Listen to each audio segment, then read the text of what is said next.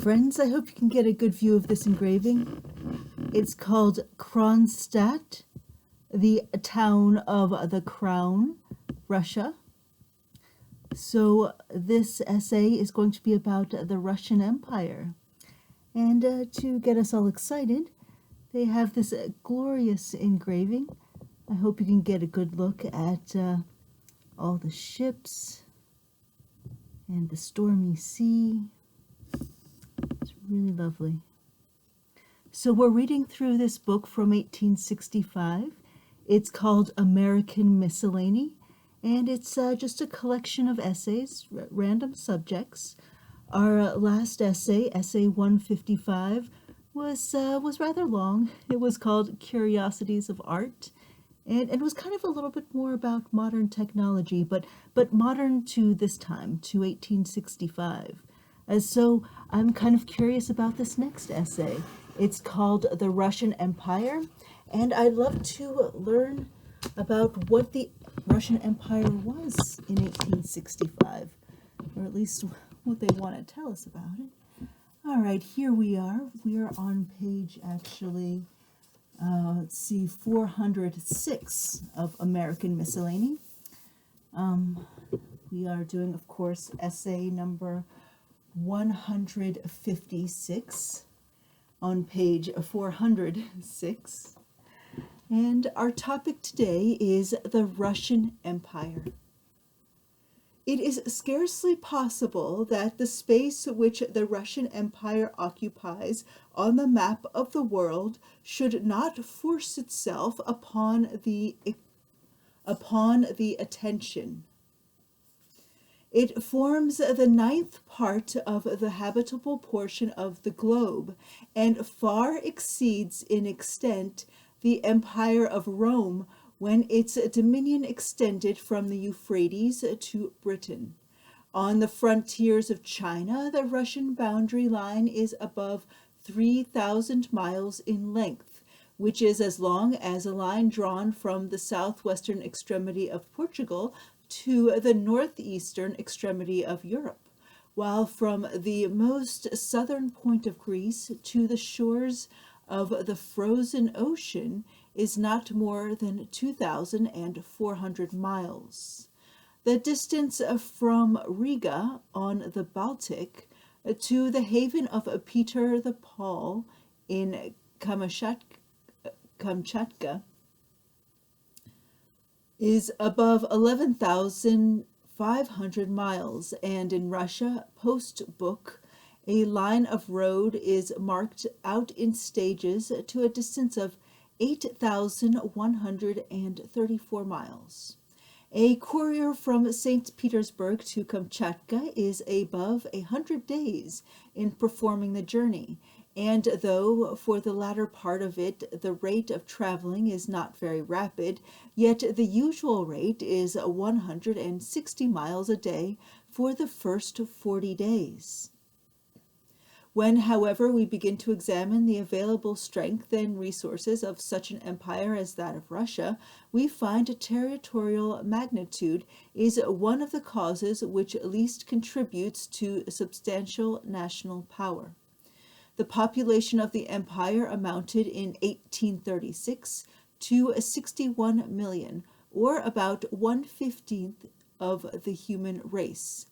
But it consists of many different races of people, some of whom are still in a nomadic state and wander with their flocks over the immense plains or steppes of Asiatic Russia, while others obtain a livelihood only by fishing and hunting.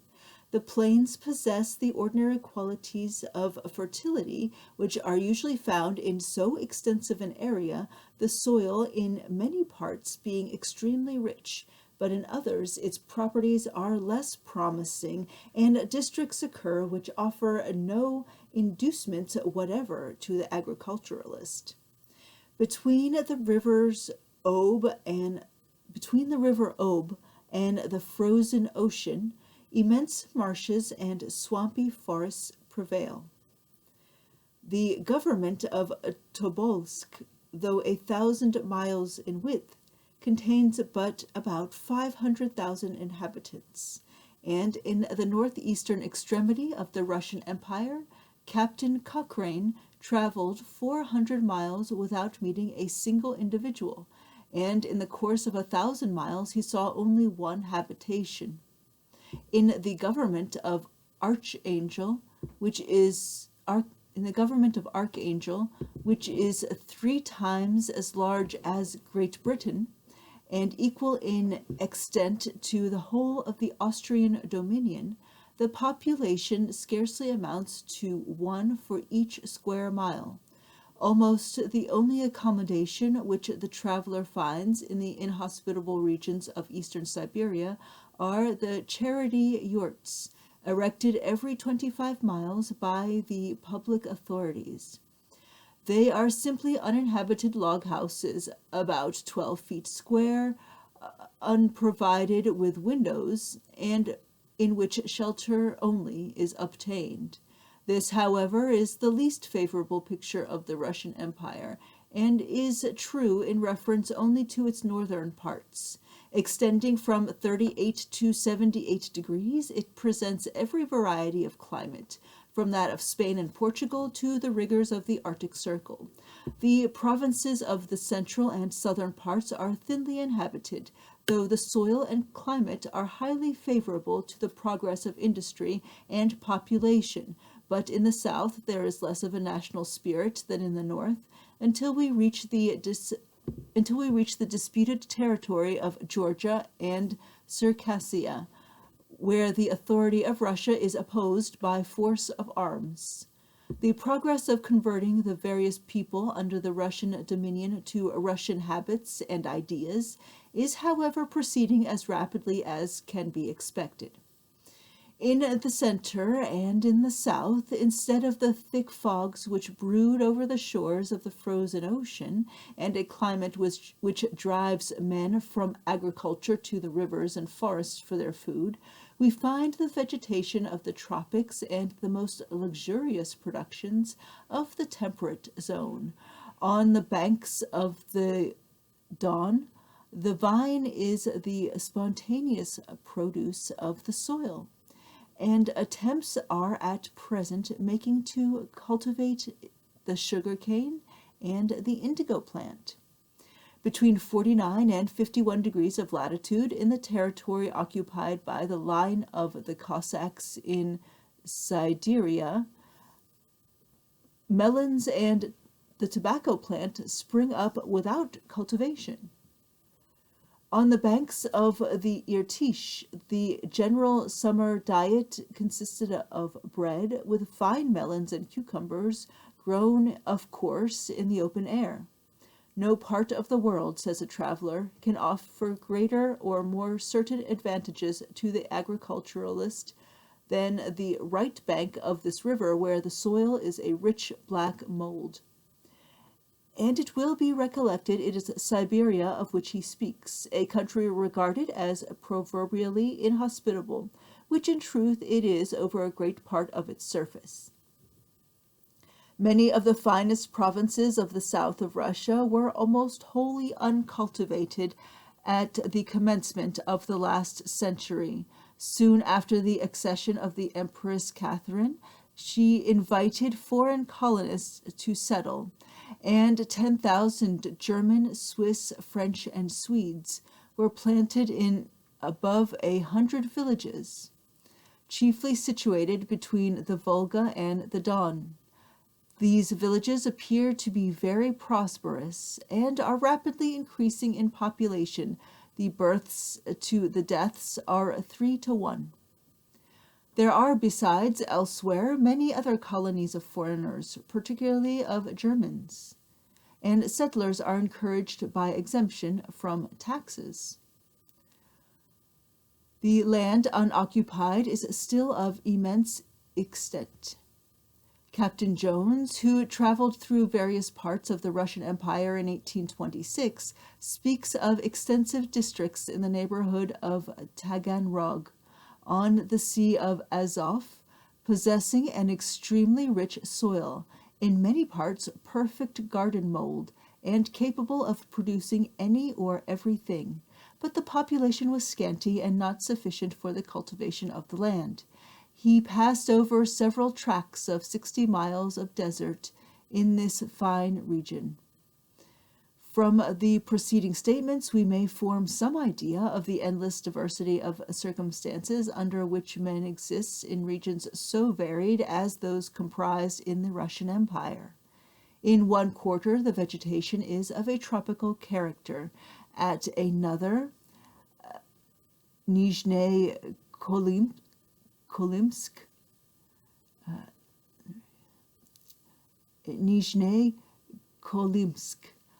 on the frozen ocean, the inhabitants manage with great labor to feed a couple of cows. Hay is brought 80 miles distance for them. Horses occasionally reach this place, but they never spend more than a few days here, during which they are obliged to live upon the tops and bark of bushes or on moss. If we select any process of agriculture, we shall find a variety of means practiced to attain the same object, each influenced in a great degree by local causes.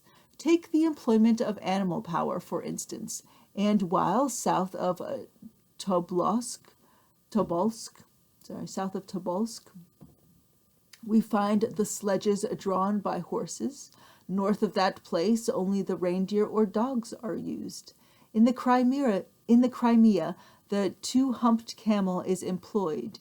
In the neighborhood of Taganrog, the plow may be seen at work drawn by 10 oxen, of the color and almost the size of elephants.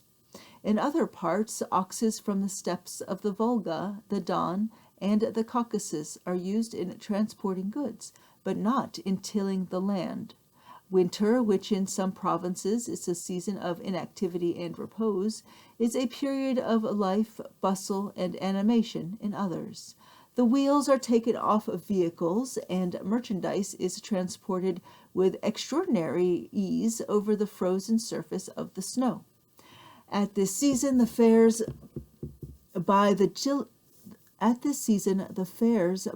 diligences are lower than at other periods of the year. In a country of smaller extent, such striking diversities do not exist. But to give any satisfactory account of all those which are most prominent in the various arts of life in Russia would occupy many separate papers.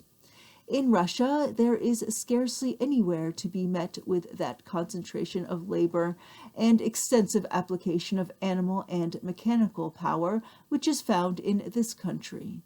In many provinces, the towns are few, and the communication between them is difficult. There is little or no trade, and manufactures of the simplest kind are in their infancy. But the aggregate results of the industry of above 60 millions of people are, of course, very large. St. Petersburg is the principal seat of foreign commerce, as Moscow is of the vast internal trade of the empire. The former is the great maritime outlet of the Gulf of Finland, and has an extensive communication with the interior by rivers and canals. Our engraving presents a view of Kronstadt, which is the great naval station of the Russian fleet in the Baltic, and is also the harbor of St. Petersburg, although 31 miles distant from that city. The waters of the Neva, on which St. Petersburg stands, are too shallow to admit vessels of large burden. Their cargoes are therefore discharged at Kronstadt, and barges are employed in transporting them to the city. Kronstadt is built on an island about 7 miles long and 1 broad, and the mouth of the harbor is strongly defended by a fortress built on an opposite rock. Here are extensive wet and dry docks, which storehouses, and all the great establishments which are requisite in fitting out a fleet and keeping it in repair and fit for service, including foundries for cannon, rope walks, etc. Canals are constructed which enable a ship of the line to take in her stores close to the warehouses.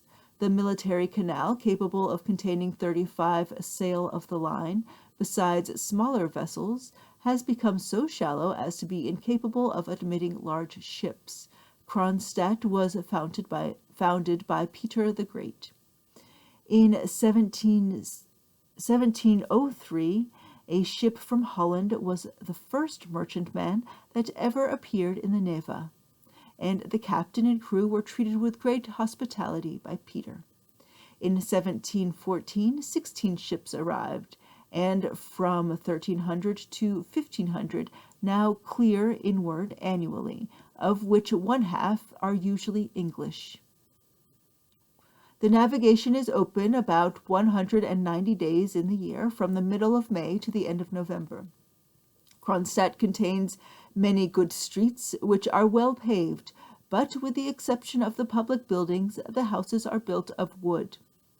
The principal public edifices are the Admiralty, the Naval Hospital, School for Pilots, the Exchange, Custom House, and Barracks.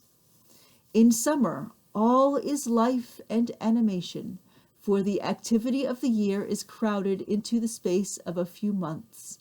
But as the winter approaches and the last ships of the season take their departure, fearful of being locked up by the ice, the scene changes and all becomes dull. The summer population of Kronstadt amounts to about 40,000, exclusive of soldiers, sailors, and persons employed in the dockyards.